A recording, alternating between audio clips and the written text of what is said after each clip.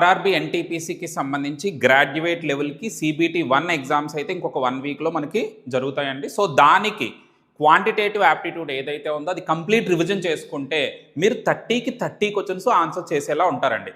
అంటే ఆ exam paper అయితే చాలా ఈజీగా అడుగుతున్నారు. ఇన్ కేస్ మీరు 30కి 30 రాయలేకపోయినా మినిమం 25 క్వశ్చన్స్ డెడ్ ఈజీగా ఉంటున్నాయండి. సో వాటిని మీరు ఆన్సర్ చేసేలా ప్రిపేర్ అవ్వండి. సో దానికి రిలేటెడ్గా నేను ఆల్రెడీ కొన్ని టాపిక్స్కి మీకు లాస్ట్ మినిట్ రివిజన్ అని ఒక వీడియో చేశాను. ఇక్కడ కొన్ని టాపిక్స్ని కవర్ చేస్తున్నాను. సో మీరు ఈ 2 వీడియోస్ చూస్తే ఖచ్చితంగా మీకు ఆ టాపిక్స్ అన్నీ ఒకసారి రివైజ్ అవుతాయండి. సో మీకు బాగా హెల్ప్ అవ్వచ్చు. సో ఇప్పుడు మనం టాపిక్స్లోకి వెళ్దామండి. ఇందులో ఫస్ట్ టాపిక్ ఏదైతే ఉందో అది సింప్లిఫికేషన్స్కి సంబంధించిన టాపిక్ అండి. అంటే ప్రతి టాపిక్ మీద నేను కొన్ని క్వశ్చన్స్ని తీసుకొని మీకు ఎక్స్ప్లెయిన్ చేస్తున్నాను. సో ఇక్కడ చూడండి, ఇది సింప్లిఫై చేసి వాల్యూ చెప్పమన్నారు. సో ఇక్కడ 10 ఉన్నాయి, ఇక్కడ 9 ఎలిమినేట్ అయిపోయి అనుకోండి ఒక 31 మిగులుతుంది. ఇక్కడ 14 ఎలిమినేట్ అయిపోయి అనుకోండి ఒక 2 ఉంటుంది. ఇక్కడ 5 ఎలిమినేట్ అయిపోయి అనుకోండి ఇక్కడ 84 ఉంటుంది. ఇక్కడ ఏంటంటే మొత్తం మల్టిప్లై చేయొద్దండి, చివరి మల్టిప్లై చేద్దాం. 2 1 2 2 4 8 అంటే లాస్ట్లో 8 ఉండాలి. ఒక్క ఆప్షన్కే ఉందండి. So second option answer. మొత్తం అంతా చేయడం అవసరం లేదు కదా మనకి అక్కడ. నెక్స్ట్ వన్ అండి, ఇక్కడికి వచ్చేటప్పటికి 88/9 ఈ వాల్యూ కాలిక్యులేట్ చేయమన్నారు. సో 88/9 ఓకే, ఇంటూ ఈ 2 కలిపితే 104 + 37 అండి. అయితే ఇక్కడ మనం ఈ 2 నెంబర్లో ఏ నెంబరు 9తో డివైడ్ అవుతుంది అంటే డినామినేటర్లో 9 అలాగే ఉండిపోద్దండి. సో డినామినేటర్ మొత్తం 9 ఉంటుంది. సో అది క్లారిటీ ఉంది. తర్వాత అండి ఈ 2 మల్టిప్లై చేస్తే, ఎందుకంటే ఇక్కడ మనం ఎల్సిఎం కట్టేటప్పుడు ఇక్కడ 1 ఉంటుంది, ఈ 2 మల్టిప్లై చేస్తే చివరిలో 2 అనే నెంబర్ వస్తుంది. అలా ఇక్కడ ఎల్సిఎం కట్టేటప్పుడు ఈ 2 మల్టిప్లై చేయాలి. 9 7 63 అంటే ఇక్కడ చివరిలో 2 ఉంటుందండి. అంటే ఈ నెంబర్కి చివరిలో 3 ఉంటుంది, ఈ నెంబర్కి చివరిలో 2 ఉంటుంది. ఈ 2 కలిపితే వచ్చే నెంబర్కి చివరిలో 5 ఉంటుంది, హోల్ డివైడెడ్ బై 9 ఉంటుంది. అంటే లాస్ట్లో 5 వస్తుంది. ఫస్ట్ ఆప్షన్కి 5 లేదు, సెకండ్ ఆప్షన్ లేదు, కానీ ఈ రెండింటికే ఉంది. మరి ఆ రెండింటిలో ఏది కరెక్ట్ ఆన్సర్ మనం అది ఆలోచించాలంటే చూడండి, ఈ 2 మల్టిప్లై చేస్తే రఫ్గా 8000 వస్తుంది. అంటే ఆన్సర్ 8000 కంటే ఎక్కువ ఉండాలి పైన, ఇక్కడ లేదు కాబట్టి 4th ఆప్షన్ కాదు. So 3rd option answer. అంటే మనం ఎలా ఆలోచించి ఆన్సర్ చేయాలండి. దీనికి ఒకటేనండి మెయిన్, టేబుల్స్ బాగా రావాలి, యూనిట్ డిజిట్ కాన్సెప్ట్ ఒకటి ఉంటుందండి, దాన్ని ప్రాపర్గా వాడడం వస్తే చాలా సింపుల్గా ఆన్సర్లు పెట్టవచ్చు మనం. ఓకే, నెక్స్ట్ వన్, ఇక్కడికి వచ్చేటప్పటికి 5 - 9 అంటే -4 అంటే ఇది -40, ఇది 41 3s అండి +3, -40 + 3 అంటే -37. సో 4th ఆప్షన్ ఆన్సర్ మాట మనకి ఇక్కడ. నెక్స్ట్ వన్, ఇక్కడికి వచ్చేటప్పటికి ఈ వాల్యూ ఇచ్చారు కదా, ఇక్కడ 9 ఎలిమినేట్ అయిపోద్దండి. 4 × 9/8 ఉంటుంది, 4 2s అంటే 9/2 మిగిలింది ఓవరాల్గా ఇక్కడ. సో 34 డివైడెడ్ బై 9/2 అంటే ఏంటి, 34 × 2/9. ఎప్పుడైనా డివైడెడ్ బై తీసి ఇంటూ పెట్టారనుకోండి, ఇక్కడ ఉన్న నెంబర్కి రెసిప్రోకల్ రాయాలన్నమాట. రాస్తే ఇలాగ వస్తుంది 68/9. సో ఫస్ట్ ఆప్షన్లో ఉంది మనకి 68/9 అనే ఆన్సర్.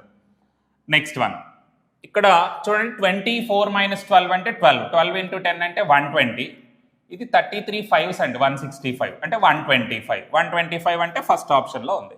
మెయిన్ థింగ్ అండి, టేబుల్స్ బాగా రావాలి, యూనిట్ డిజిట్స్ అలాంటి కాన్సెప్ట్స్ని కొంచెం ప్రాపర్గా వాడడం వస్తే సింప్లిఫికేషన్స్ బాగా చేయొచ్చండి. మీరు పొరపాటున కూడా సింప్లిఫికేషన్స్ రిలేటెడ్ క్వశ్చన్స్ ఎప్పుడు కూడా వదిలేయకండి. అయితే మీరు అక్కడ చూడండి, ఈజీగా ఆన్సర్ చేసేవన్నీ ముందు చేసేయండి, తర్వాత ట్రై చేయవలసినవి చెయ్యండి. అంతేగాని ఫస్ట్లోనే మీరు కాంప్లికేటెడ్గా ఉన్న క్వశ్చన్స్ని టచ్ చేయకండి ఎప్పుడు కూడా. నెక్స్ట్ వీటికి వచ్చేటప్పటికంటే ఆల్జీబ్రా అంటే మనకి ఫార్ములాస్ బాగా తెలియాలండి. ఏ ఫార్ములాస్ తెలియాలి, a + b హోల్ స్క్వేర్ తెలియాలి, a - b హోల్ స్క్వేర్ తెలియాలి, a + b whole cube formula తెలియాలి, a - b whole cube formula తెలియాలి, అలాగే a + b + c whole square formula తెలియాలి, a³ + b³ తెలియాలి, a³ - b³ తెలియాలండి, అలాగే a² - b² మాట. సో ఇవి మనకి మెయిన్ రిజల్ట్స్ అండి. పొరపాటున కూడా ఆ రిజల్ట్స్ తెలియకుండా మనం ఎగ్జామ్కి వెళ్ళకూడదు. ఖచ్చితంగా ఒకసారి రివైజ్ చేసుకోండి. ఇక్కడ మనకి ఇచ్చిన ఈక్వేషన్ ఏదైతే ఉందో ఇక్కడ చూడండి, ఇది 6³ మాట 216 అంటే 6x హోల్ క్యూబ్. ఇక్కడికి వచ్చేటప్పటికి 3y హోల్ క్యూబ్ అంటే a³ + b³ 3a² అంటే 6x హోల్ స్క్వేర్, b అంటే 3y, 3ab² అంటారండి.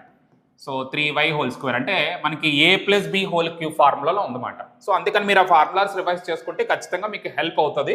సో ఆ a + b హోల్ క్యూబ్ అంటే 6x + 3y హోల్ క్యూబ్ అంటే ఫస్ట్ ఆప్షన్ ఆన్సర్ అవుతుంది. నెక్స్ట్ వన్, ఇక్కడ చూడండి మనకి find the value of k² - 5 అని అడిగారు. If the quadratic equation 2x² - 8x + k = 0 has real and equal roots. ఇది ఒక కాన్సెప్ట్ మీద మనకి క్వశ్చన్స్ అడుగుతూ ఉంటారండి. క్వాడ్రాటిక్ ఈక్వేషన్ అంటే సెకండ్ డిగ్రీ ఈక్వేషన్ అని అర్థం. సో సెకండ్ డిగ్రీ ఈక్వేషన్ ఏదైతే ఉందో దాన్ని ఏమని చెప్తారంటే క్వాడ్రాటిక్ ఈక్వేషన్ అంటారు. ఎలా ఉన్న సెకండ్ డిగ్రీ ఈక్వేషన్ యొక్క జనరల్ ఫామ్. దీనికి ఏంటంటే b² - 4ac అనే ఒక వాల్యూని కాలిక్యులేట్ చేస్తారండి. దీన్ని మనం డిస్క్రిమినెంట్ అంటారు. ఓకే, సో ఈ వాల్యూ కానీ డెల్టా డిస్క్రిమినెంట్ వాల్యూ కానీ 0 అయితే equation has real and equal roots అంటారు. Real and equal roots. అలాగే డెల్టా >0 అయితే అక్కడ ఏమని చెప్తారంటే రియల్ అండ్ అన్ఈక్వల్ రూట్స్ అంటారు.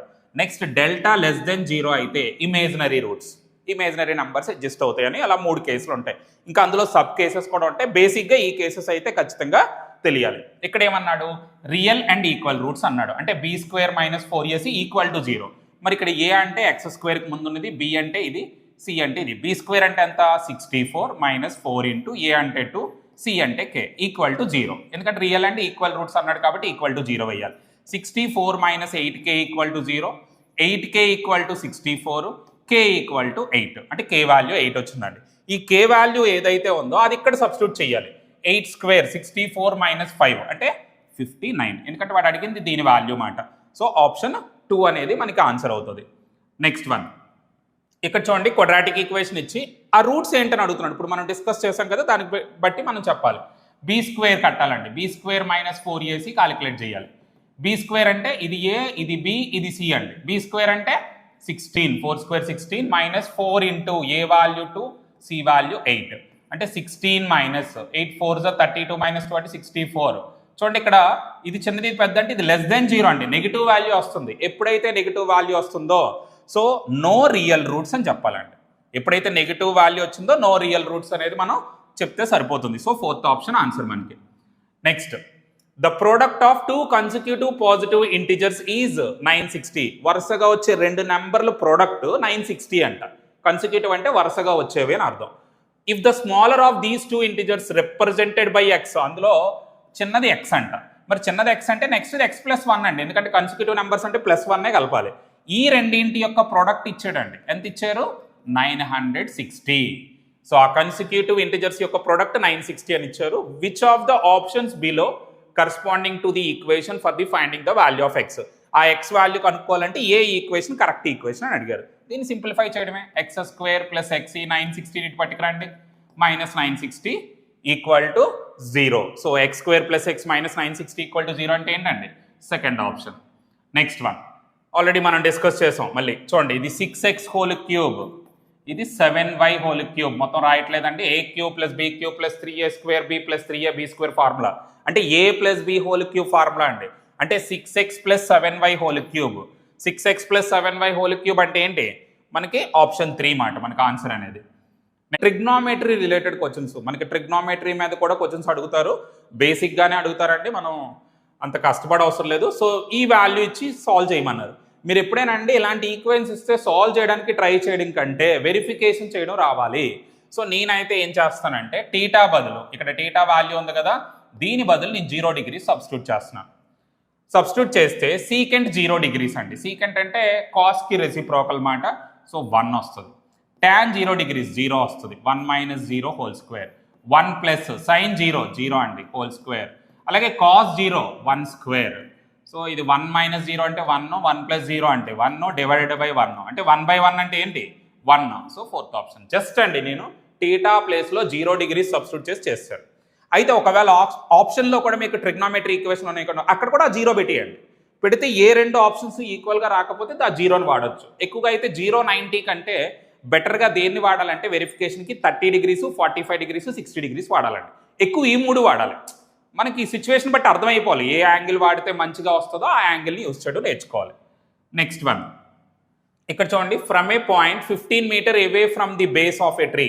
ఒక ట్రీ ఉంది, ఆ ట్రీ యొక్క బేస్ నుంచి 15 మీటర్స్ దూరంగా వెళ్ళమంటున్నారు. ఇది ట్రిగ్నోమెట్రీలో heights and distances. Heights and distances కూడా చాలా ఇంపార్టెంట్. సో అది కూడా మీరు ప్రాక్టీస్ చేయవలసి ఉంటుంది. బేసిక్ క్వశ్చన్లేనండి, పెద్దగా డెప్త్ ఏమీ అవసరం లేదు. సో బేస్ నుంచి 15 మీటర్స్ దూరంగా వెళ్ళమన్నాడు. The angle of elevation of the top is 45 degrees. So ఇది angle of elevation of the top అంటే కింద నుంచి పైకి చూడడాన్ని యాంగిల్ ఆఫ్ ఎలివేషన్ అంటారండి. ఈ టాప్ ఆఫ్ ది ట్రీని చూస్తున్నాం, అది 45 డిగ్రీస్. సో వాడేమడిగాడు, what is the height of the tree. ఎప్పుడైనా కూడా అండి ఈ రెండింటికి రిలేటెడ్గా ఉంటే మనం tan θ ఫార్ములా వాడతాం. So tan 45 degrees equal to opposite by adjacent. tan 45 అంటే 1 అంటే h ఈక్వల్ టు ఎంత అండి 15. Option 3 answer. Next one. Sin square theta minus cos square theta equal to 1/2. 2 sin square theta minus 1 కావాలండి. చూడండి sin square theta minus cos square theta equal to 1 అంటే ఇక్కడ theta ప్లేస్లో 60 degrees వేసారు అనుకోండి. sin 60 degrees అంటే √3/2 స్క్వేర్ చేస్తే 3/4. అలాగే cos 60 degrees అంటే 1/2 స్క్వేర్ చేస్తే 1/4. సో ఇప్పుడు మనకి ఏమవుతుందంటే ఇది 2/4 అవుతుంది 1/2. చూడండి ఇది సాటిస్ఫై చేస్తుంది. అంటే ఈ ఈక్వేషన్ని సాటిస్ఫై చేసేలాగా ఏ యాంగిల్ ఉందో చూసుకోవాలి. అదే యాంగిల్ని వాడు అడిగిన క్వశ్చన్లో సబ్స్టిట్యూట్ చేయాలి. 60 degrees సాటిస్ఫై చేసింది. సో ఇక్కడ కూడా మనం 60 degrees సబ్స్టిట్యూట్ చేయాలి. 2 ఇంటూ సైన్ 60 degrees అంటే సైన్ స్క్వేర్ 60 degrees -1. మరి 2 ఇంటూ సైన్ 60 degrees ఎంత √3/2 కదా, స్క్వేర్ చేస్తే 3/4 -1. 2 1 జా 2 2 జా. సో 3/2 -1 అంటే ఇక్కడ 2 1 జా 2 కదండి, 1/2. సో దీని వాల్యూ కూడా దేనికి ఈక్వల్గా ఉందండి, 1/2. సో సెకండ్ ఆప్షన్ ఏదైతే ఉందో ఇది మన ఆన్సర్. నెక్స్ట్ వన్ చూడండి, సీకెంట్ థీటా -1 సీకెంట్ థీటా అని ఉంది. సో మెయిన్ అండి ఐడెంటిటీస్ ఒకటి ట్రిగ్నోమెట్రీలో చాలా ఇంపార్టెంట్. చూడండి sine square theta plus cos square theta 1, secant square theta minus tan square theta 1, next cosecant square theta minus cot square theta ఇది కూడా 1. ఇవి మర్చిపోకూడదు, ఇవి చాలా ఇంపార్టెంట్ ఐడెంటిటీస్. ఇవే కాకుండా ఇంకోటి గుర్తుపెట్టుకోండి, tan theta into cot theta 1, అలాగే sine theta into cosecant theta ఇది కూడా 1. నెక్స్ట్ అండి cos theta into secant theta ఇది కూడా 1. వీటిని కూడా ఐడెంటిటీస్ అనే చెప్తారు, అవి కూడా గుర్తుండాలి. మెయిన్ ఇవ్వండి, తర్వాత ఇవ్వండి. ఈ రెండింటి మీద బేస్ అయ్యి ఎక్కువ క్వశ్చన్స్ ఉంటాయి అన్నమాట. ఇక్కడ మనం ఎల్సిఎం కట్టామనుకోండి, పైన సీకెంట్ స్క్వేర్ థీటా -1 కిందన సీకెంట్ థీటా వస్తుంది. ఓకే, ఈ టర్మ్ ఇక్కడికి వచ్చేటప్పటికి ఇక్కడ కూడా ఎల్సిఎం కడితే పైన కొసికెంట్ స్క్వేర్ థీటా -1 కిందన కొసికెంట్ థీటా అని వస్తుందండి. నెక్స్ట్ ఇంటూ ఇక్కడ ఏదో వాల్యూ ఉంది కదా, ఇక్కడ కూడా చేస్తే sign square theta -1 by sine theta అని వచ్చింది. అయితే ఇక్కడ సీకెంట్ స్క్వేర్ థీటా -1 అంటే ఈ 1ని ఇటు పట్టుకెళ్తే ఇది అటు వెళ్తుంది కదండి. సీకెంట్ స్క్వేర్ థీటా -1 అంటే టాన్ స్క్వేర్ థీటా అన్నమాట బై సీకెంట్ థీటా. ఇక్కడ చూడండి కొసికెంట్ స్క్వేర్ థీటా -1, ఈ 1 ఇటు వస్తే కొసికెంట్ స్క్వేర్ థీటా -1 అవుతుంది, అది అటు వెళ్తే కాట్ స్క్వేర్ థీటా అవుతుంది. Cot square theta by cosecant theta. ఇక్కడ సైన్ స్క్వేర్ థీటా -1 ఉందండి, అంటే ఏంటి, ఇది ఇటు వచ్చింది అంటే ఈ కాస్ స్క్వేర్ థీటా అటు వెళ్ళింది, అది మైనస్ కాస్ స్క్వేర్ థీటా అవుతుంది. So minus cos square theta by sine theta. ఇప్పుడు చూడండి టాన్ ఇంటూ కాట్, ఇక్కడ చెప్పాను టాన్ ఇంటూ కాట్ 1 అని, మరి ఈ రెండు స్క్వేర్లు ఇది ఈ రెండు క్యాన్సిల్ అయిపోయి 1 అయిపోద్ది. 1 బై సీకెంట్ అంటే ఏంటంటే కాస్ థీటా, 1 బై కొసికెంట్ అంటే ఏంటంటే sign theta into minus cos square theta by sine theta అండి. ఇక్కడ ఈ సైన్ థీటా ఎలిమినేట్ అయిపోతే ఇంకో కాస్ థీటాతో మల్టిప్లై చేస్తాం అంటే minus cos cube theta. So minus cos cube theta అంటే ఆన్సర్ ఏంటండి, 4th ఆప్షన్. అంటే ఇక్కడ కూడా మనం వాల్యూస్ వెరిఫై చేయొచ్చు, కానీ మనకి లెందీగా ఉంది కాబట్టి కొంచెం కన్ఫ్యూజ్ అవుతామని మనం ఇలా ఈ ఫార్మేట్లో వెళ్ళాం. అయినా ఐడెంటిటీస్ మీద ఇచ్చినప్పుడు అంత ఎక్కువ ఆలోచించవసరం లేదండి, డైరెక్ట్గా వెళ్ళిపోయినా కూడా మనకు ఆన్సర్స్ వచ్చేస్తాయి. Okay, next one, A person standing 30 meters away from A tower. చూడండి ఒక టవర్ ఉందంట, ఆ టవర్కి 30 meters అవే అంటే ఇలా ఉన్నాడంట, ఇక్కడ నించొని ఉన్నాడని చెప్తున్నాడు వాడు. పర్సన్ అనేవాడు 30 meters దూరంగా ఉన్నాడు టవర్కి.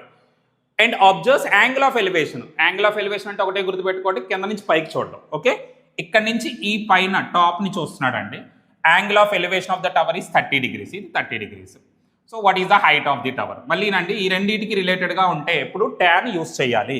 సో మరి tan 30 degrees equal to opposite by adjacent. మరి ట్యాన్ 30 degrees వాల్యూ అంటే 1/√3 h/30. సో హెచ్ కావాలంటే 30ని ఇటు పట్టుకెళ్ళండి, 30/√3 అండి. రేషనలైజింగ్ చేయాలి, ఇంటూ √3 కిందన కూడా √3 చేయండి. పైన 30√3 ఉంటుంది, √3 ఇంటూ √3 అంటే 3 10s అంటే ఫైనల్గా వాల్యూ ఎంత అండి, 10√3. ఇది మన ఆన్సర్ అన్నమాట. సో 10√3 అంటే ఆప్షన్ 1. సో ట్రిగ్నోమెట్రీలో heights and distances general main ఏంటంటే బేసిక్ ఫార్ములాస్ అన్ని నేర్చుకోండి, ట్రిగ్నోమెట్రీ టేబుల్ నేర్చుకోండి, హైట్స్ అండ్ డిస్టెన్సెస్కి సంబంధించి బేసిక్ క్వశ్చన్స్ ప్రాక్టీస్ చేయండి చాలు. సో మీరు ఈజీగా ఆన్సర్ పెట్టవచ్చు. నెక్స్ట్ వన్, ఇప్పుడు నుంచి మనం నేర్చుకునేది యావరేజెస్ టాపిక్ అండి. సో వీటి నుంచి కొంచెం బాగానే క్వశ్చన్స్ అడుగుతున్నారు. చూడండి ద యావరేజ్ ఆఫ్ 9 numbers. జనరల్గా మనకి యావరేజ్ అనగానే సమ్ బై నెంబర్ అండి, మెయిన్ ఫార్ములా ఇదే, ఇది గుర్తుపెట్టుకోండి. ఫస్ట్ యావరేజ్ అంటే సమ్ బై నెంబర్. ఇక్కడ 9 numbers యావరేజ్ ఇచ్చాడు అంటే మరి 9 numbers సమ్ కట్టొచ్చు కదా, ఎందువల్ల సమ్ కావాలనుకోండి ఏం చేయాలి, యావరేజ్ ఇంటూ నెంబర్ చేయాలి. Next the average of 7 of these numbers. అందులో 7 numbers యావరేజ్ మళ్ళీ 16 అంట. The average of the remaining numbers, మిగతా నెంబర్లు యావరేజ్ అడిగాడు. చూడండి ముందు 9 నెంబర్స్ యావరేజ్ ఇచ్చాడంటే 9 నెంబర్స్ సమ్ కనుక్కుందాం. 9 × 17. సో 9 7 × 63 అంటే 153 అండి ఈ ప్రోడక్ట్. తర్వాత అందులో 7 నెంబర్స్కి యావరేజ్ ఇచ్చాడు 16, దానికి సమ్ కూడా కనుక్కుందాం. 7 6 × 42 112 అండి. ఇప్పుడు మిగతా 2 నెంబర్లకి సమ్ వస్తుంది చూడండి. సో ఇది 41. ఇది రిమైనింగ్ 2 నెంబర్స్కి సమ్. కానీ వాడు ఏం అడిగాడు? యావరేజ్ అడిగాడు. యావరేజ్ అంటే 2 నెంబర్ల సమ్మే కాబట్టి బై 2 చేయాలి. చేస్తే ఏమవుతుందండి? 20.5. ఆప్షన్ 2 అనేది మనకి ఆన్సర్ అవుతుంది. నెక్స్ట్ 6 నెంబర్స్ సమ్ ఇచ్చారు, యావరేజ్ కావాలి. ఏం చేయాలి? సమ్ అని నెంబర్తో డివైడ్ చేయాలి. 300/6. ఆన్సర్ ఏంటండి? 50. Next the average of 3 numbers ఇచ్చారండి. 3 నెంబర్స్ యావరేజ్ 23, అందులో 2 నెంబర్స్ ఇచ్చారు, థర్డ్ నెంబర్ కావాలి. మరి 3 నెంబర్స్ యావరేజ్ 23 అంటే సమ్ 69. ఇందులో మనం ఏం చేయాలి? ఇచ్చిన 2 నెంబర్స్ని మైనస్ చేయాలి. ఒకటి ఇచ్చిన 2 నెంబర్స్ని కలిపితే 36, అది మైనస్ చేసేయండి. చేస్తే 33 అంటే ఆన్సర్ ఏంటండి? ఆప్షన్ 4. సో మనకి అది థర్డ్ నెంబర్ మాట. Next one, T traveled 576 kilometers, 630 kilometers and 315 kilometers at the speeds of 16 km/h, 7 km/h and 9 km/h. So first ఏంటంటే ఈ డిస్టెన్స్ని 16 km/h స్పీడ్ తోటి, 630 కిలోమీటర్స్ని 7 km/h స్పీడ్ తోటి, 315 కిలోమీటర్స్ 9 km/h స్పీడ్ తోటి ట్రావెల్ చేస్తున్నారు. యావరేజ్ స్పీడ్ కాలిక్యులేట్ చేయాలి. చూడండి, average speed calculate చేయాలంటే మీరు గుర్తుపెట్టుకోవాల్సిన ఫార్ములా ఏంటంటే total distance by total time taken అండి. Total distance by total time taken. అంతేగాని మీరు ఇచ్చినవన్నీ కలిపేసి బై 3లో అలాంటివి ఏం చేయకూడదండి. ఇక్కడ యావరేజ్ స్పీడ్ వేరు, యావరేజెస్ వేరు. యావరేజ్ స్పీడ్కి ఫార్ములా ఏంటి? Total distance by total time taken. మరి టోటల్ డిస్టెన్స్ అంటే ఇచ్చినవన్నీ కలిపియాలి. 576, 630, 315 మొత్తం కలిపియాలండి. బై టోటల్ టైం అంటే ఫస్ట్ డిస్టెన్స్ని 16 km/h స్పీడ్తో వెళ్ళారు కదా, డిస్టెన్స్ బై స్పీడ్ వేస్తే ఆ పర్టికులర్ పార్ట్కి ఎంత టైం పట్టిందో తెలుస్తుంది. అలాగే రెండో దానికి ఎంత టైం పట్టిందంటే 630/7 చేయాలి. మూడో దానికి ఎంత టైం పట్టిందంటే 315/9 చేయాలి. సో ఇది total time. So total distance by total time. చూడండి, ఇక్కడ డిస్టెన్స్ బై స్పీడ్ వేస్తే నాకు టైం వస్తుంది. మనకి అది ఫార్ములా తెలియాలి కదా, speed equal to distance by time. మరి టైం కావాలంటే డిస్టెన్స్ బై స్పీడ్. సో ఆ ఫార్ములాస్ని యూస్ చేసి మనం ఇక్కడ చేయవలసి ఉంటుంది. ఎప్పుడైనా యావరేజ్ స్పీడ్ అంటే నార్మల్ యావరేజ్ కాదు, అది గుర్తుపెట్టుకొని చేయాలండి.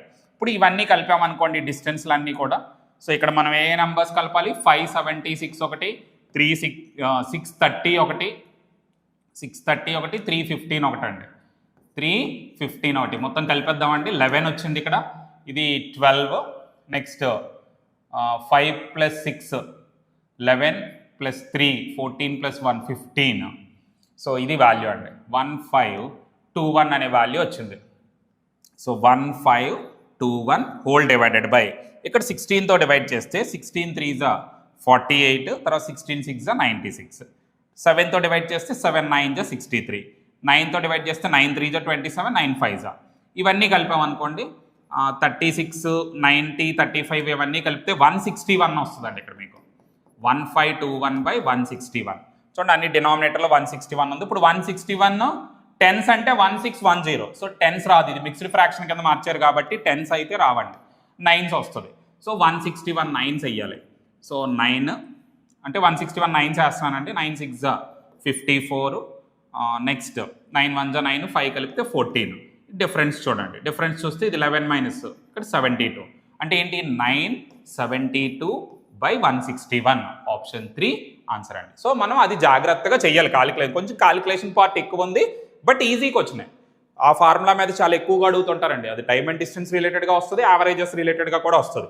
Total distance by total time taken అనే ఫార్ములాని మాత్రం మర్చిపోకండి. నార్మల్ యావరేజ్ లాగా చేయకూడదు దీన్ని. Okay, next the average of Anwar's marks in 7 subjects. అన్వర్కి 7 సబ్జెక్ట్స్లో వచ్చిన యావరేజ్ వచ్చింది. అంటే 7 × 75 చేస్తే వాడికి 7 సబ్జెక్ట్స్ యొక్క టోటల్ వచ్చేస్తుంది. మీరు ఒకటేనండి, నెంబర్ని యావరేజ్తో మల్టిప్లై చేస్తే టోటల్ వస్తుంది. If he's average in 6 subjects excluding science అంట. 6 సబ్జెక్ట్స్ యావరేజ్ అయితే 70. అయితే ఆ సైన్స్లో ఎన్ని మార్కులు వచ్చాయని అడిగాడు. అంటే ముందు ఈ 7 సబ్జెక్ట్స్ టోటల్లో కనుక్కోండి, సైన్స్ మానేసి మిగతా అన్ని సబ్జెక్ట్స్ టోటల్లో కనుక్కుంటాం. 2 టోటల్కి డిఫరెన్స్ రాయాలి. చూడండి, 7 5s 35, 7 7s 49 + 3 అంటే 52. ఇది 6 7s 42. చూడండి 501 అంటే ఆ పర్టికులర్గా సైన్స్ సబ్జెక్ట్లో వాడికి ఎన్ని మార్కులు వచ్చినట్లు? 105. చూడండి, ఇది 7 సబ్జెక్ట్స్ టోటల్. ఇది 6 సబ్జెక్ట్స్ టోటల్ ఎక్స్క్లూడింగ్ సైన్స్. ఆ టోటల్ తీసేస్తే మిగిలింది సైన్సే కదా అవుతుంది. సో సైన్స్ మార్క్స్ ఏంటండి 105 అనేది సైన్స్ మార్క్స్. సో మనకి దాంతో యావరేజెస్ స్పాట్ అయిపోయిందండి. ఇప్పుడు మనం చేసేవి ఏవైతే ఉన్నాయో ఇవి స్టాటిస్టిక్స్కి సంబంధించినటువంటి క్వశ్చన్స్ అండి.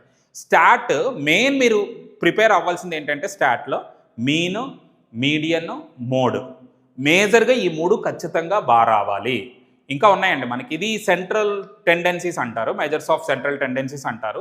అలాగే మెజర్స్ ఆఫ్ డిస్పర్షన్ కూడా ఉంటుంది, మేబీ అది కూడా అడగొచ్చు.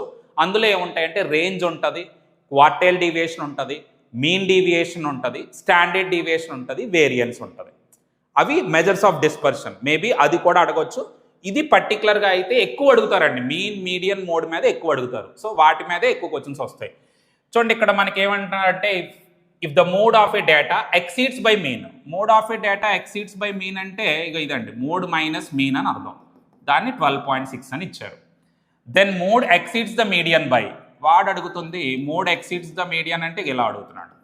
సో ఈ వాల్యూని కాలిక్యులేట్ చేయమంటున్నారు. దీనికి ఏంటంటే ఎంపిరికల్ ఫార్ములా అని ఒకటి ఉంటుంది, అది చాలా ఇంపార్టెంట్ అండి. Mode equal to 3 median minus 2 mean. ఈ ఫార్ములా చాలా చాలా ఇంపార్టెంట్. ఫస్ట్ ఇది ఇచ్చాడు కాబట్టి దీన్ని వాడితేనే దీన్ని కనుక్కోగలం అండి. సో ముందు ఇది వాడాలి. ఇది వాడాలంటే రెండు వైపులా మీన్ అప్లై చేయాలండి, మైనస్ మీన్. అప్పుడు ఏమవుతుందో తెలుసా, మోడ్ మైనస్ మీన్, రెండు వైపులా మైనస్ మీన్ అప్లై చేస్తే 3 మీడియన్స్. ఇక్కడ మైనస్ మీన్ పెట్టారనుకోండి 3 మీన్లు వస్తాయి అన్నమాట. 3 కామన్ తీస్తే అప్పుడు మీడియన్ మైనస్ మీన్ అని వస్తుంది, మోడ్ మైనస్ మీన్. దీనికేనండి రెండు వైపులా నేను మైనస్ మీన్ అప్లై చేశాను. Mode minus mean equal to 3 into median minus mean అని వచ్చింది. మరి మనకి మోడ్ మైనస్ మీన్ వాల్యూ ఎంత, 12.6 equal to 3 into median minus mean value తెలుస్తుంది దీని నుంచి. ఓకే, ఈ 3తో డివైడ్ చేశారనుకోండి మీడియన్ మైనస్ మీన్ వాల్యూ ఎంత అవుతుందండి, దీన్ని 3తో డివైడ్ చేయండి. 3 4 12, 3 2 అంటే 4.2 అని వచ్చింది. కానీ మనకి కావాల్సింది ఏంటి, మోడ్ మైనస్ మీడియన్. మళ్ళీ ఇదే ఫార్ములాకి రెండు వైపులా మీడియన్ అప్లై చేయాలండి, అప్పుడు మోడ్ మైనస్ మీడియన్ వస్తుంది. ఈక్వల్ టు ఇక్కడ ఎప్పుడైతే మీరు మైనస్ మీడియన్ పెట్టారో ఇందులో 3లో ఒకటి క్యాన్సిల్ అయిపోద్ది, ఇంకా 2 మీడియన్లు ఉంటే ఇంకా 2 కామన్ తీస్తే మీడియన్ మైనస్ మీన్ అని వస్తుంది. 2 ఇంటూ మీడియన్ మైనస్ మీన్. మరి మీడియన్ మైనస్ మీన్ వాల్యూ ఎంత అండి, 4.2. 4.2 ఇంటూ 2 అంటే ఎంత అండి, 8.4. So option 4 answer. సో ఇలా అడుగుతారు మాట, కొంచెం అంటే డైరెక్ట్గా కాకుండా కొంచెం ఇండైరెక్ట్ వే మాట ఇది. సో దీన్ని మీరు అర్థం చేసుకోగలిగితే చాలు. నెక్స్ట్ ఇక్కడ చూడండి మోడ్ అడిగారండి. మోడ్ అంటే ఏ అబ్జర్వేషన్ అయితే ఎక్కువగా రిపీట్ అవుతుందో దాన్నే మోడ్ అంటారు. మీడియన్ అంటే మనం ఇచ్చిన అబ్జర్వేషన్స్ని ఒక ఆర్డర్లో పెట్టి మధ్యలో ఉన్నది రాయడం. మీన్ అంటే some of the observations by number of nothing but average. So ఈ మూడేనండి నేను అడిగేది. సో ఆ మూడింటికి రిలేటెడ్ ఫార్ములా ఇందాక రాసాం కదా, ఎంపిరికల్ ఫార్ములా అది అడుగుతున్నారు. సో ఇప్పుడు మనకి 41లో ఎన్ని ఉన్నాయో చూద్దాం. 1 41లో, నెక్స్ట్ ఇక్కడ ఒకటి ఉందండి 2, నెక్స్ట్ 3, అంతే ఇంకెక్కడ లేవండి. 41లో 3 ఉన్నాయి. 55లో చూద్దాం. 1 55, ఇంకెక్కడైనా 55 ఉందా, లేదు అంటే ఇది కాదు, ఎందుకంటే ఇదే ఎక్కువ రిపీట్ అవుతున్నట్టు కనిపిస్తుంది. 48లో చూద్దాం, ఇక్కడెక్కడా లేదు, ఇక్కడ ఉందండి 1, నెక్స్ట్ 2, సో 2 ఉన్నాయండి. సో ఇది అవ్వదు, ఇది 3 ఉన్నాయి కదా. తర్వాత నెక్స్ట్ అండి 51లో చూద్దాం. 51 ఎక్కడుంది, ఎక్కడ చూడండి, ఎక్కడ లేదండి 51, అసలు ఇవ్వలేదు. సో ఇది కూడా కాదు. సో మనకు ఆన్సర్ ఏంటి, ఫస్ట్ ఆప్షన్. మోడ్ అంటే ఏంటి, ఏది ఎక్కువగా రిపీట్ అవుతుందో అదే మోడ్. సో అది ఆన్సర్ పెట్టేస్తే చాలు. నెక్స్ట్ వన్, ఇది కూడా మోడే కాలిక్యులేట్ చేయమన్నారు. సో ఫస్ట్ 74, నేను ఉన్న ఆప్షన్లే చూస్తున్నాను అనమాట. 1, నెక్స్ట్ ఇంకెక్కడైనా 74 ఉందేమో చూద్దాం. ఇది 2, ఇది 3, ఇది 4, ఎక్కువసార్లు వచ్చిందండి 74, 4 టైమ్స్ వచ్చింది. 86, ఇక ఇక్కడ 1, 86 ఇక్కడెక్కడ లేదండి. సో ఒకసారి వచ్చింది కాబట్టి ఇది ఎలాగా అవ్వదు. 89 అండి, 89 1, ఇంకెక్కడైనా 89 ఉందేమో చూద్దాం. 2 ఇక్కడ ఉందండి, 2 ఇంకెక్కడ లేదు. సో 2 టైమ్స్, ఇది కూడా అవ్వదు, అది 4 టైమ్స్ కదా.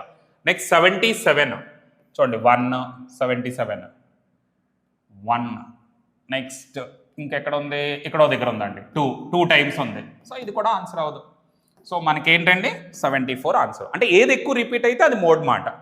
Next one, the mean and mode of a set of data. Mean ఇచ్చారండి, ఇది మీన్ వాల్యూ, అలాగే ఇది మోడ్ వాల్యూ, ఇవి ఇచ్చారు.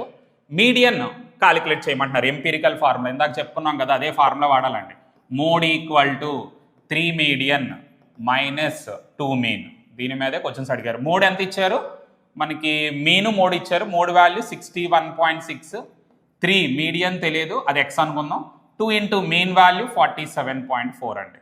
సో ఇప్పుడు 3x ఈక్వల్ టు దీన్ని మల్టిప్లై చేసి ఇటు పంపించాలండి. 61.6కి ఇది కలిపియాలి. 2 4 8, 2 7 14, 2 4 8 9, 94.8 మాట మనకి వాల్యూ. ఈ రెండు కలుపుదామండి. 94.8, 61.6, 14, ఇది 6, 15. So 3x equal to 156.4. X కావాలి. 3 5 3 2 3 1 అప్రాక్సిమేట్లీ 52.1. ఓకే, సో మనం 3తో డివైడ్ చేస్తానండి. 3 5 3 2 3 1 3. సో 52.1 అంటే ఆప్షన్ 2 అనేది మనకి ఆన్సర్. నెక్స్ట్, సో ఆల్రెడీ ప్రీవియస్గా చేసిన లాంటికి వచ్చినానండి. If the mode of a data exceeds by mean, mode exceeds by mean అంటే mode minus mean value 17.7, then mode exceeds the median. Same క్వశ్చనే కాబట్టి ఇందాక మనం ఏ లాజిక్ వాడామో ఆ లాజిక్ డైరెక్ట్గా అప్లై చేస్తున్నాం. చూడండి, ఇది ఇచ్చారు కదా, ముందు మనకి ఏమొస్తుందంటే 17.7ని 3తో డివైడ్ చేయాలి. 3తో డివైడ్ చేస్తే 3 5 15, 3 9 5. తర్వాత ఈ వచ్చిన నెంబర్ని ఇంటూ 2 చేయాలి. 11.8. ఆప్షన్ 4 ఆన్సర్ అండి. అర్థమైతే చాలా మంచిది. మనం లేదా ఎంపీరికల్ ఫార్ములాకి మనం ఏం చేయాలండి, రెండు వైపులా మనం కానీ మీన్ అప్లై చేస్తే mode minus mean equal to 3 into median minus mean అని వస్తుంది. మీకు ఇంకా డౌట్ ఉంటే ప్రీవియస్గా చెప్పిన ప్రాబ్లం మళ్ళీ ఒకసారి రివైజ్ చేయండి. ఓకే, సో ఇక్కడ మనకి ఏంటంటే దీని వాల్యూ ఇచ్చారు 17.7 అండి. అప్పుడు 3 into median minus mean value వస్తుంది. మీడియన్ మైనస్ మీన్ వాల్యూ దానికోసమే 3తో డివైడ్ చేయాలి. సో అప్పుడు median minus mean equal to 3తో డివైడ్ చేస్తే 3 5 15, 3 9 5.9 వచ్చింది. తర్వాత ఏమడిగాడు, మోడ్ మైనస్ మీడియన్ అడిగాడు. సో మోడ్ మైనస్ మీడియన్ అంటే రెండు వైపులా మనం మీడియన్ మైనస్ చేయాలి. అప్పుడు 2 ఇంటూ మీడియన్ మైనస్ మీన్ అని వస్తుందండి. మరి ఆల్రెడీ మనం మీడియన్ మైనస్ మీన్ వాల్యూ ఎంత కాలిక్యులేట్ చేస్తాం, 5.9. అందుకే ఇంటూ చేసి, అంటే మీకు ఒకవేళ ఎలా గుర్తుంటే ఇలా చేసేసుకోవచ్చు. బట్ ఆల్రెడీ చేసిన క్వశ్చనే కాబట్టి ఒకవేళ ఇంకా క్లియర్గా కావాలంటే ప్రీవియస్గా మనం చెప్పాం కదా, మళ్ళీ ఒకసారి చూడండి, మీకు ఉన్న డౌట్ క్లియర్ అయిపోద్ది. సో అది స్టాట్ రిలేటెడ్గా క్వశ్చన్స్ అండి. Next, time and work base చేసుకొని క్వశ్చన్స్ ఇవి. So time and work, time and distance అయితే మరి అద్భుతం, ఖచ్చితంగా వాటి నుంచి క్వశ్చన్స్ అడుగుతారు. సో టైమ్ అండ్ వర్క్ నుంచి క్వశ్చన్స్. ఇందులో ఫస్ట్ ఏం చూడండి, A can complete a piece of work in 18 days. A అనేవాడు 18 daysలో చేస్తాడు. B can complete it in 22 days. B అయితే 22 daysలో చేస్తారండి. If they work on alternative days అంట, ఆల్టర్నేటివ్ డేస్లో వర్క్ చేస్తున్నారు అంటే మొదటి రోజు ఏ చేస్తే రెండో రోజు బి చేస్తారు, అంతేగాని ఇద్దరు కలిపి చెయ్యరు. దాన్ని ఆల్టర్నేటివ్ డేస్ అంటారు. స్టార్టింగ్ విత్ బి స్టార్ట్ చేశారంట first day. Then in how many days will the work finished అని అడిగాడు. 18 అంటే 3 square ఇంటూ 2, 22 అంటే 2 ఇంటూ 11. ఇప్పుడు ఎల్సిఎం అంటే ఏమవుతుంది, 2 ఇంటూ 3 square ఇంటూ 11 అండి. సో ఇప్పుడు 9 2 18 ఇంటూ 11 అంటే 198 ఎల్సిఎం అండి. చూడండి, ఎప్పుడైనా మీరు టైమ్ అండ్ వర్క్ వీడికి 18 days, వీడికి 22 days అన్నారా, ఈ రెండింటికి ఎల్సిఎం కట్టి దీన్ని టోటల్ వర్క్ కింద తీసుకుంటాం. ఈ 198ని 18తో డివైడ్ చేస్తే ఇక్కడ 11 వస్తుంది. దీన్ని 22తో డివైడ్ చేస్తే 9 వస్తుంది. అంటే వీడు ఒక రోజులో 11 యూనిట్స్ చేస్తాడు, వీడు ఒక రోజులో 9 యూనిట్స్ చేస్తాడు. మొత్తం వరకు 198 యూనిట్స్. ఈ 198ని ఇద్దరూ కలిపి ఒక రోజులో 20 యూనిట్స్ చేస్తారండి. సో 20తో డివైడ్ చేయండి. 20 9s 180, అది రాసేయండి. 8 1 18 మిగిలిపోయింది.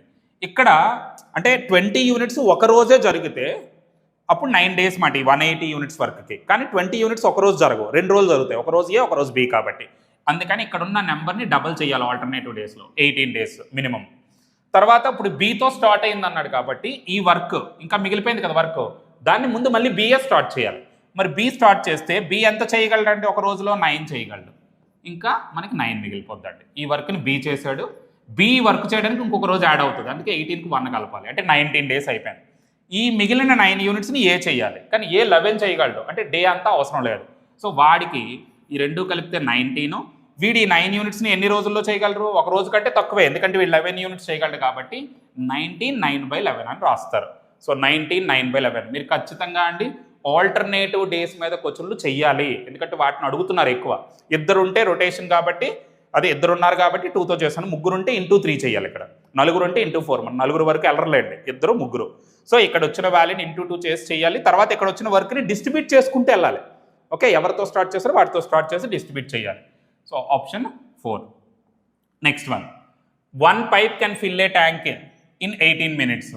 సో ఒక పైప్ ఒక ట్యాంక్ని 18 minutesలో ఫిల్ చేయగలదండి. Next while another pipe can empty the tank, ఇంకోటి ఎంటీ చేస్తుందంట, empty the completely filled tank, అంటే ఫుల్ ట్యాంక్ ఇచ్చేసి ఎంటీ చేయమంటే 19 minutes పడుతుందంట. చూడండి, ఫిల్లింగ్ ట్యాప్కి ఎప్పుడు ప్లస్ వాడాలి, ఎంటీ చేసేదానికి మైనస్ వాడాలి. అంటే ఇక్కడ వర్క్ బయటికి వెళ్ళిపోద్ది, ఇక్కడ వర్క్ లోపలికి వెళ్తుంది అనమాట. ఈ రెండింటికి ఎల్సిఎం అండి.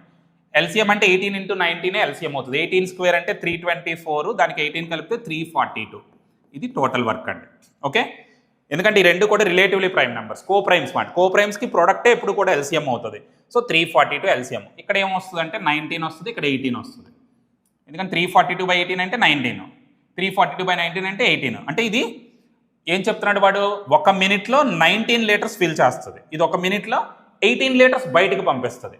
సో ఇప్పుడు రెండు పైపులు కలిపి వాడు ఏమన్నాడు, both the pipes are open together, రెండు కలిపి ఓపెన్ చేశారు empty tank. How long will it fill 1/3 of the tank.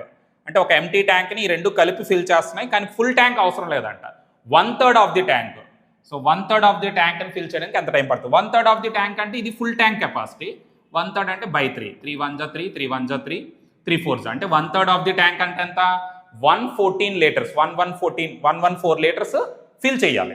ఇప్పుడు రెండు ఒకసారి ఓపెన్ చేస్తే ఇది 19 ఫిల్ చేస్తుంది, ఇది 18 బయటకు పంపిస్తుంది. అంటే 1 లీటర్ చొప్పునే ఫిల్ అవుతుంది 1 minute-కి. 1 minute-కి 1 లీటర్ అవుతున్నట్లు, ఎందుకంటే ఇది 19 పంపించింది, ఇది 18 బయటకు పంపించేస్తూ ఉంటుంది అన్నమాట. సో 114 liters ఫిల్ చేయాలి. 1 minute-కి 1 లీటర్ చొప్పునే అయితే ఎంత టైం పడుతుందండి? 114 minutes రెండు కలిపి ఓపెన్ చేస్తే. సో రెండు కలిపి ఓపెన్ చేస్తే ఎంత టైం పడుతుంది? 114 minutes టైం పడుతుంది. Okay, next pipe A and B can fill an empty cistern in 84 minutes and 36 minutes respectively. A కి 84 minutes పడుతుందండి, B కి అయితే 36 minutes పడుతుంది. Both pipe A and B are opened together, రెండు కలిపి ఒకసారి ఓపెన్ చేస్తారు. After how much time should pipe B turned off, అంటే Bని ఆపేశారంట ఒక టైం తర్వాత, ఎప్పుడు ఆపారో తెలియదు.